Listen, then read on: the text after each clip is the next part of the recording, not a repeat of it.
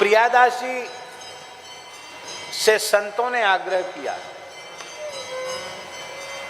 कि आप ब्रज परिक्रमा करें और हम लोग आपके साथ रहेंगे। और वो परिक्रमा जैसे आजकल तो वाहनों से भी परिक्रमा करते हैं, पर वो ठीक नहीं है। परिक्रमा तो पैदल होनी चाहिए और मर्यादा से होनी चाहिए। पर हम लोगों के पास समय रहता नहीं, तो निश्चित करते हैं कि महीना भर में पूरी करेंगे, 40 दिन में पूरी करेंगे, 30 दिन में पूरी करेंगे। पर प्रियादासी ने और संतों ने निश्चय किया कि हम लोग समय की बाध्यता नहीं रखेंगे, चाहे भले ही हमको 4, 6, 8 महीने में हो पूरी, आनंद से परिक्रमा करेंगे। जहाँ जिस गांव में ब्रज के मन लग गया वहीं कथा कीर्तन किए, और जब तक लोगों ने कहा महाराज अब यहीं विराजो तब तक विराजे, जब इच्छा हुई तब आगे बढ़ गए। तो ब्रज परिक्रमा में होडल आता है। आज भी वह ठाकुर जी है, निम्बार्क संप्रदाय का स्थान है, और आज भी ठाकुर जी विराजमान हैं, जहाँ की घटना इसमें लिखी हुई है। उस समय वहां स्थान के महंत थे श्री लालदास जी महाराज। प्रियादास जी महाराज संतों के साथ परिक्रमा करते हुए होडल पहुंचे। बड़े प्यारे ठाकुर जी हैं, आप कभी जाकर होडल दर्शन करना। जिन ठाकुर जी की घटना है वो भी आज भी बैठे हैं, जिन गोविंद देव जी की घटना है वो भी आज जयपुर में बैठे हैं। तो वहां के महंत पद पर विराजमान थे श्री लालदास जी महाराज। बड़े प्रेमी थे, जन सेवी अनन्य रस बनता, बड़े संत सेवी थे वो। उन्होंने कहा अब तो हम आप लोगों को जब तक पूरी भक्तमाल की कथा नहीं होगी जाने ही नहीं देंगे। क्यों, वो रोज कथा कहते थे क्रम से। अब कथा होने लगी। भक्तमाल की कथा में संत सेवा की महिमा खूब आती है, और जब संत सेवा की महिमा आती है तो किसी न किसी प्रेमी के मन में तो भाव जगता ही है कि हम संत सेवा करें। तो अपने आप भक्तमाल की कथा लंबे समय जहाँ होने लग जाएगी वहाँ भोज भंडारे उत्सव अपने आप शुरू हो जाते हैं। ऐसा कुछ चमत्कार होता है इस कथा का, हमने तो अनेकों जगह देखा है। आपको सुनकर आश्चर्य होगा, एक गांव में, नर्मदा क्षेत्र के एक गांव में कथा हो रही थी, भक्तमाल की कथा, एक महान संत के आश्रय में। बड़ी भारी उपस्थिति थी जनता की चोली गांव। अब वहां एक प्रश्न खड़ा हुआ कि भाई इतना बड़ा उत्सव हुआ है तो साधु तो वृंदावन से खूब आए हैं, लेकिन एक बड़ा भंडारा होना चाहिए, खूब बड़ा, सब श्रोताओं को चकाचक जिमाया जाए, प्रसाद पवाया जाए। लेकिन गांव के लोग इतने समर्थ नहीं थे कि वो इतनी बड़ी व्यवस्था जुटा सकते थे, साधु साई सबका। यहाँ तो आप लोगों ने बहुत अच्छी व्यवस्था कर रखी है। हमारे लिए कभी जीवन में भगवान की दया से, गुरुजनों की कृपा से कहीं कोई असुविधा न कहीं कोई अव्यवस्था आज तक हुई है। क्यों? इसलिए नहीं हुई कि असुविधा और अव्यवस्था ये मन में होती है, और मन से इसको निकाल दो तो न कहीं असुविधा होगी न कहीं अव्यवस्था होगी। आपको सुनकर शायद विश्वास न हो, राजस्थान की भयंकर गर्मी, दिन की लपट लगे झुलस जाएगा मुख, और ऐसी भयंकर गर्मी में कई साल हो चुके हैं। एक बटवृक्ष के नीचे ही विश्राम था, और बटवृक्ष के नीचे ही कथा थी, न पंडाल था न कुछ नहीं।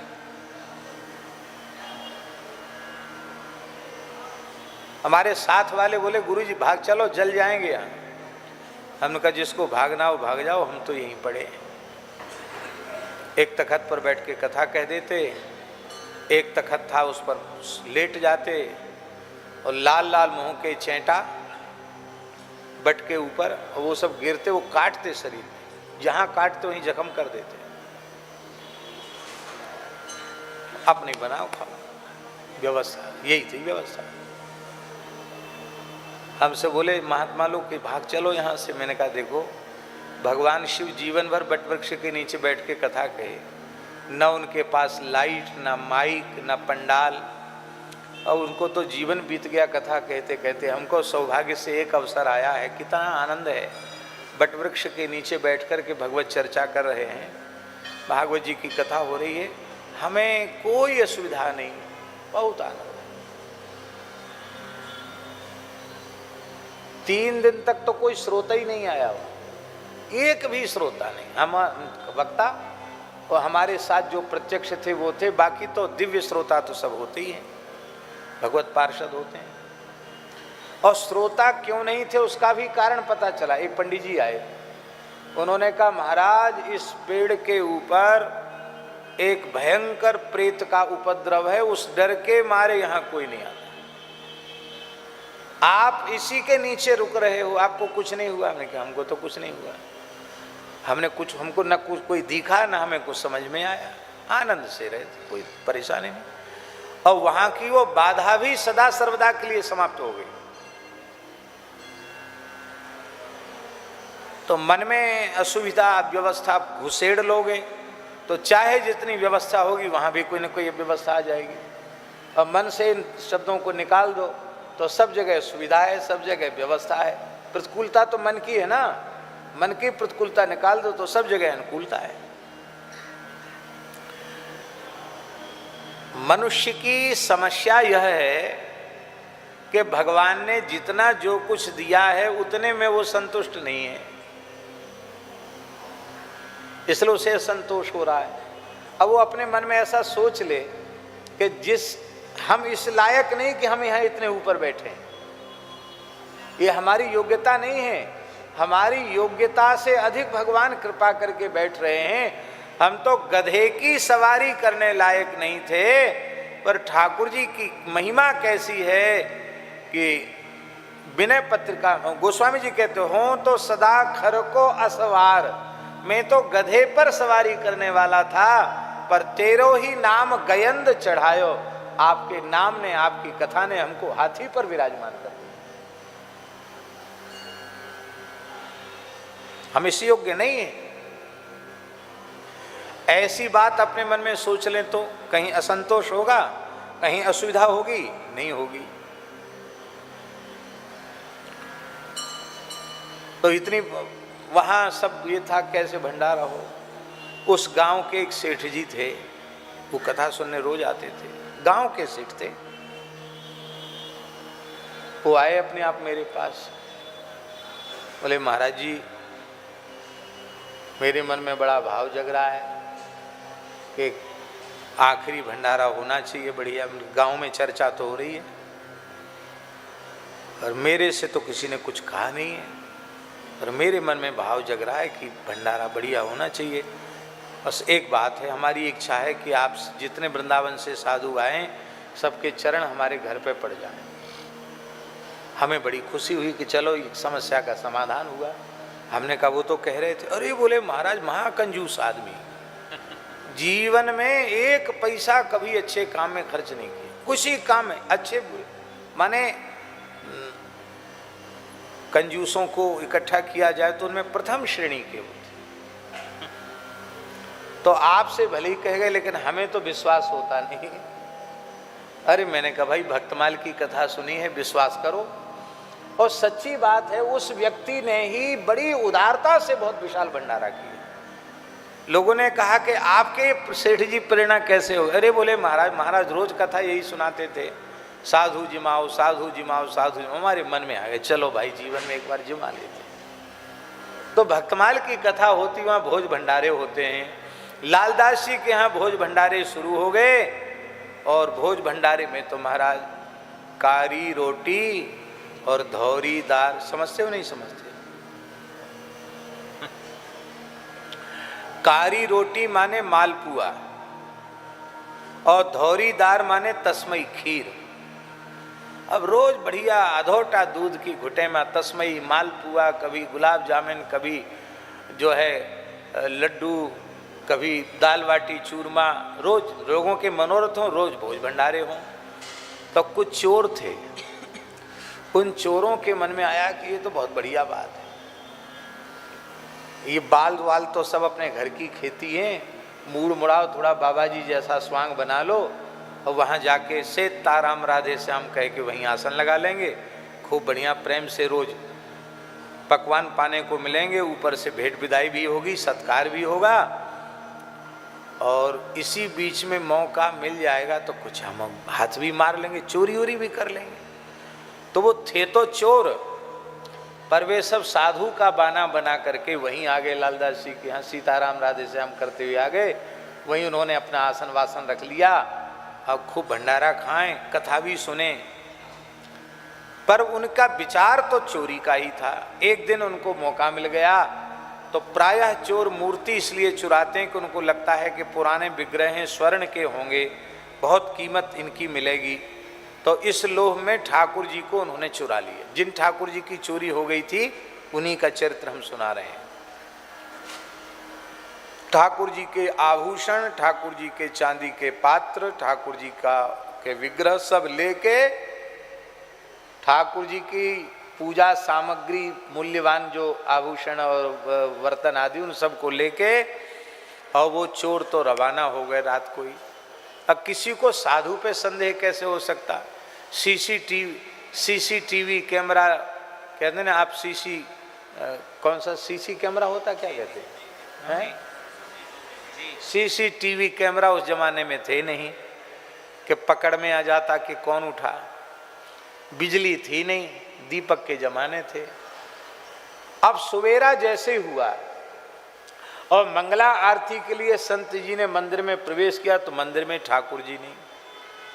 हाहाकार मच गया। इतने पुराने ठाकुर जी चले गए, राधा कृष्ण भगवान के विग्रह, इतने पुराने ठाकुर जी चले गए। सब रोने लगे। लालदास जी तो पछाड़ खा के गिर गए, रोने लगे। प्रियादास जी बोले, आज से हम जीवन में अब कभी भक्तमाल की कथा कहेंगे नहीं, किसी को भक्तमाल सुनने की प्रेरणा भी नहीं देंगे। क्यों? नाभाजी ने कहा था कि भक्तमाल के श्रोता भगवान हैं, आज बात झूठी हो गई। यदि भगवान भक्तमाल के श्रोता होते तो चोरों से कह देते, भैया कुछ हमसे मांगना हो तो ले जाओ, पर हम भक्तमाल की कथा सुन रहे हैं, हमको बीच में विक्षेप मत डालो, हमको कथा सुनने दो। लेकिन ठाकुर जी को लगता है कथा अच्छी नहीं लगी, इसलिए तो चोरों के संग चले गए। देखो, चोर तो भगवान को धातु समझ रहे हैं मूल्यवान, पर संत उनको मूर्ति नहीं समझ रहे हैं, संत तो उनको साक्षात समझ रहे हैं। तो प्रियादास जी ने क्या कहा? ठाकुर को ये चरित न प्यारे, ताते चोरन संग पधारे।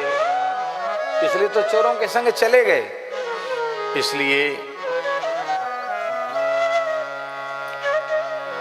प्रियादास जी ने कहा, प्रियादास बोले यो सुनहु, अब मैं कथा न कही हूं कबहू। श्री नाभायों बचन उचारे, हरि को जन चरित्र ये प्यारे। सो झूठी अब भई यहाँ ही, कथा त्याग हरि गए पराई। ये बात आज झूठी हो गई, कथा छोड़कर भगवान चले गए। अब तो लालदास जी ने चरण पकड़ लिए, बोले महाराज ठाकुर जी तो पहले ही छोड़ के चले गए और आप भी चले जाओगे तो मेरा तो मरना हो जाएगा, मेरे तो प्राण निकल जाएंगे। प्रभु आप मत जाइए। नहीं जाने दिया। बोले रसोई करो। बोले रसोई कैसे करें? अरे रसोई हम लोग अपने खाने के लिए थोड़ी बनाते हैं, रसोई भगवान को भोग लगाने के लिए बनाते हैं, और भगवान ही चले गए तो हम किसके लिए बनाएंगे और किसका प्रसाद पाएंगे? अब हम कहीं नहीं जाएंगे, आपने रोक लिया है, यहीं बिना खाए पिए यहीं प्राण भले ही त्याग दें और कथा भी नहीं कहेंगे। ऐसी हालत थी। और इधर क्या हुआ, इधर सुन लीजिए। चोर ठाकुर जी को लेके भागे थे। अब भागते भागते बेचारे थक गए, सवेरा हो गया, आधी रात को भागे थे लेके। तो 4 बजे वो जैसे ही थक गए तो जंगल में एक घास की ढेरी थी, वहाँ ठाकुर जी को छिपा दिया। और वहीं जंगल में वो खेत खलिहान होता ना, पुआल पुआल पुआल का ढेर था, और वहीं वो ठाकुर जी को छिपा के और वहीं चोर थोड़ा विश्राम करने लगे।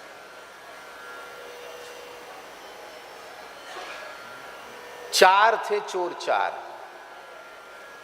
और चारों को एक ही स्वप्न हुआ। क्या स्वप्न हुआ? यों कही के भूखे रहे काहू परी न चैन, सुपने चोरन ते कहे ठाकुर जू ये बेन। ठाकुर जी ने चोरों से कहा, क्या कहा? मोही जहां को तह करियावो, ना तर तुम बहुत दुख पाओ। हमको जहां से लाए हो वहीं भेज दो, नहीं तो तुम्हें बहुत कष्ट मिलेगा। एक दुख तो ये है कि इतने संत रो रहे हैं मेरे लिए, और दूसरा बड़ा दुख की बात ये है कि हमारी कथा छूट रही है। तो संध्या को कथा होती है, हमारी कथा आज की छूटे नहीं, उसके पहले हमको पहुंचाया वहां, और नहीं तो तुम सबका हम सर्वनाश कर देंगे। दोहरे दुख परे हैं हम पर, चौहरे दुख डालूंगो तुम पर। और सबको ठाकुर जी ने स्वप्ने में डांट लगाई, तो सब चोर उठे घबरा करके। थे तो सब संत वेश में। और उन्होंने एक दूसरे से कहा, भैया तुम्हें कुछ दिखा? बोले तुम्हें कुछ दिखा, तुम्हें कुछ दिखा, तुम्हें कुछ दिखा? बोले हाँ। ऐसे ऐसे भगवान लाल लाल आंख करके बोल रहे कि जल्दी पहुंचाओ, नहीं तो तुम्हारा सर्वनाश कर देंगे। भैया हमको ये दिखा, हमको भी यही दिखा, हमको भी यही दिखा। अब चोर घबरा के बोले चलो ठाकुर जी को लेके। तो चोर लेके तो आए थे ऐसे ही बांध बूंद के, पर ठाकुर जी साक्षात है, उनकी भावना हो गई। उन्होंने बढ़िया विमान बनाया और विमान में ठाकुर जी को विराजमान किया, और गाते बजाते हुए वो चले। तो दिन में रसोई तो बनी नहीं थी, साधु सब रो रहे थे बैठे बैठे। और शाम को 4 बजे के समय, कथा का समय, जैसे कथा हो रही ऐसी कथा का समय था, उसी समय 2 ब्राह्मण देवता आए। कहा महाराज आप लोग क्यों रो रहे हो? जल्दी से खोल करताल उठाओ, झांझ मंजीरा उठाओ, अगवानी करो। बोले किसकी?